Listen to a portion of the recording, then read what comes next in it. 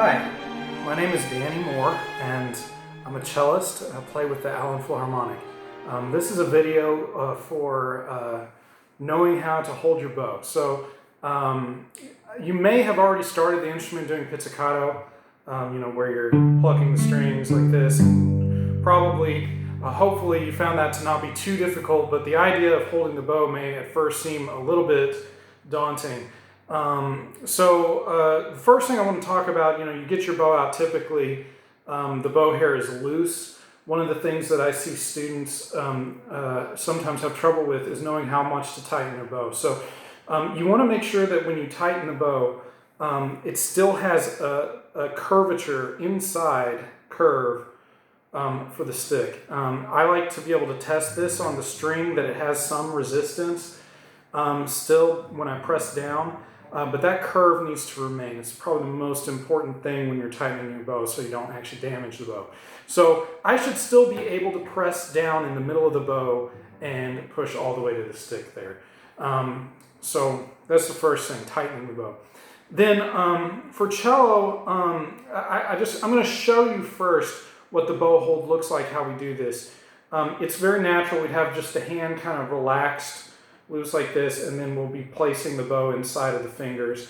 And then the hard part here to see on the camera is I'm bringing my thumb and I'm setting it on the bow. And I'm going to go into more detail there. But the point I want to make initially is this bow hold is very relaxed. You should not be having to squeeze hard as you're playing.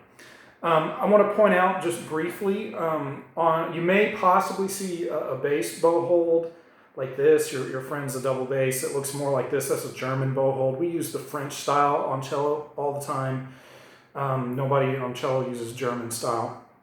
And then on violin and viola, you'll notice that you see them have their pinky on top of the stick. We don't do that on cello. We always have the pinky go just over. And I actually think it's interesting. You may like to know that I tried it. It just does not work on cello as well because we have to apply more force because our strings are larger. When we're dropping in more weight like that, it puts a lot of strain on these little muscles inside the pinky. So with that information, we're going to talk about exactly what to do with the bow hold. So like you saw, I'm counting my fingers 1, 2, 3, 4. I'm going to start with the second finger. You can see here on the bow, the part here where the metal and the hair come together, I'm going to take my second finger and I'm going to place it halfway on both the metal and the hair. This lets me know where my hand should go on the bow, back, side to side, but also in the orientation over the bow. So halfway on, and then my first finger is naturally, it's not going to be able to reach as far as the second finger. I'm going to be putting it on the grip here. If your hand is very large like mine, you might end up a little bit on this, what's called the winding here. But I try to have, a little bit on the grip there so you can see those two fingers are set.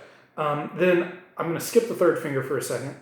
You're going to bring the pinky down on the first joint where it's touching the stick like this. So it's going to go just over. I use a little bit of pressure here, just a little bit, on the pinky to keep it from sliding around. And once I have those, then the third finger is just going to go wherever is comfortable. If you have a longer third finger on your hand, it's going to go over like mine does, almost the same length as the second finger. If your fingers are slightly different lengths, that's going to affect a little bit. When I say different lengths, everybody has different finger lengths actually. So it's going to affect a little bit the orientation. So you might have to kind of scoot up or down just a little bit with the first finger to get this, but the goal here is that the fingers look like that. Then we need to be firm with our touch on the bow, but also able to tilt back and forth a little bit like this. And you notice the whole time I'm doing this, I'm holding the bow firmly. I'm not going to be gripping very tight with this hand. I'm going to be gripping just enough to keep the bow really on the string without sliding off the instrument. So those fingers, again, first finger is on about the first joint, and it's going to be on the grip and the winding. Second finger is halfway on the metal and the hair. I reach all the way down there. Third finger goes wherever it feels like it's natural between the second and fourth fingers. And then the fourth finger here is going to be on the first joint closest to the tip of the finger, and it's going to press down right about there. You can see here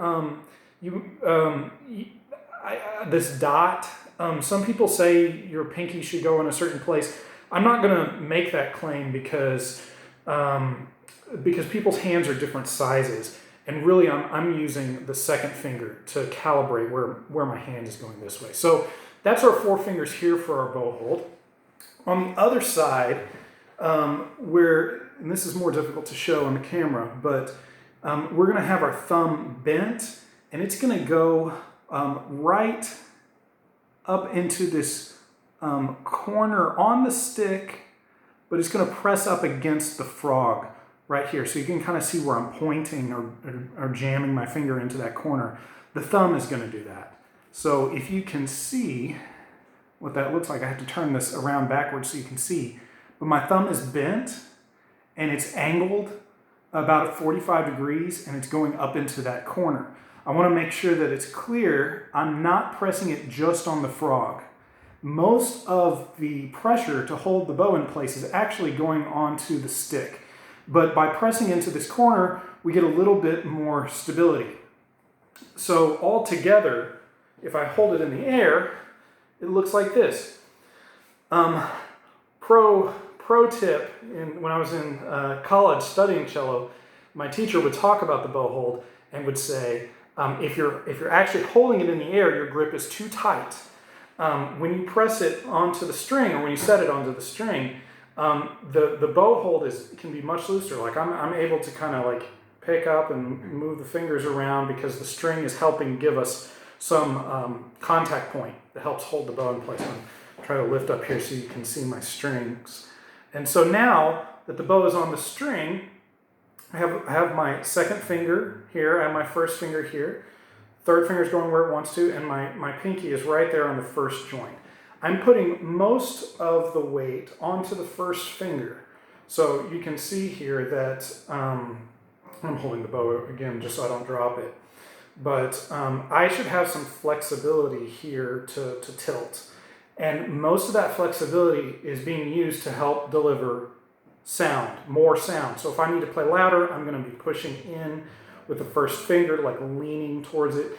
And this whole time, my thumb is staying bent. That's really one of the most important things. Beginners have a hard time keeping the thumb bent, but that's how it works. When I am teaching, I'll have my students shake out the hand and just hold their hand as relaxed as they can, bring the bow right to the fingers without the thumb, and then bring the thumb bent to the bow like this. And that is how I'd hold the bow. A little more, if you're later on a little more advanced, you want to be able to have flexibility. Can kind of, do circles back and forth, reach up and down. The fingers want to be flexible like that. Also, the wrist needs to have flexibility. So everything in here needs to be nice and loose. If you're starting to feel pain from squeezing too hard, you need to make a conscious effort in your practicing to relax. And that's really, really important. As relaxed as you can be when you're playing the instrument, it'll help you go far. All right, thanks.